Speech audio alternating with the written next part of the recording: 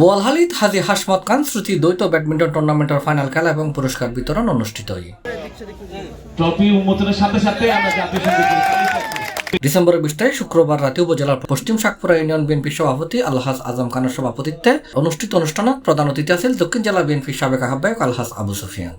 বর্তমান যান্ত্রিক সময়ে খেলাধুলা যে অবকাঠামোগত সুযোগ সুবিধা সেটা অনেকাংশে কমে যাচ্ছে। আমরা এখন মোবাইল ফোন তারপরে ল্যাপটপ কম্পিউটারে আমরা বেশি অভ্যস্ত হয়ে যাচ্ছি, যার কারণে আমাদের যে শারীরিক যে পরিশ্রমের খেলাগুলা আজকে উপেক্ষিত হচ্ছে, যার কারণে আমরা একটা বলিষ্ঠ শক্তিশালী তারুণ্য আমরা হারাতে বসেছি।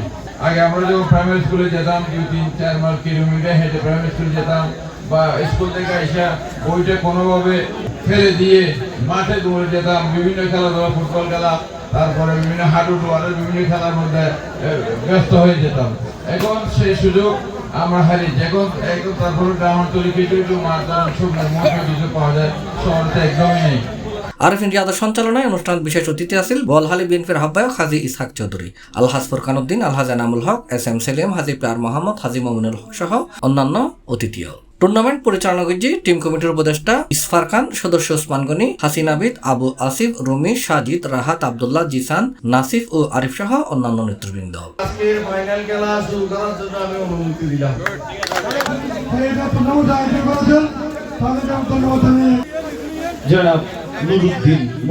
ফাইনাল খেলাত বটতলা কিংস ও হক জুটি প্রতিদ্বন্দ্বিতা করে, এটা বটতলা কিংস জয়ী হয়। পরে অতিথি হলে বিজয়ী হলের মাঝে পুরস্কার বিতরণ করছি। এই টুর্নামেন্টের স্পন্সর করছি messrs Khan and sons, Rukhsana trading, Swad enterprise, prestige Bengal limited সহ আরো বহুত কি হয়। আজকে যে আজম ভাই ওনার ইয়ার্ডে উঠানে এরকম সুন্দর পরিবেশ রেখেছেন, এটা আমাদেরকে উৎসাহিত করবে। এটা এইভাবে যে ক্রীড়ার এই যে যারা আয়োজন, একটা টুর্নামেন্ট আয়োজন করেছে, এই ক্রীড়াকে স্পন্সর এবং যারা করেছেন, এই যে ক্রীড়াকে উৎসাহিত করেছেন, এটা একটু কিন্তু খুব ভালো উদ্যোগ। কারণ এই ধরনের স্পন্সর এবং সহযোগিতা না পেলে যে এখান থেকে খেলোয়াড়, ভালো খেলোয়াড় উঠে আসার সুযোগ থাকে না। তো আমরা আশা করব ভালো খেলোয়াড় যারা আমাদের জাতীয় পর্যায়ে, আন্তর্জাতিক পর্যায়ে আমাদের জন্য গৌরব বয়ে নিয়ে আসতে পারবে, এই প্রত্যাশা জানিয়ে তিনি ট্রফি উন্মোচন করেছেন।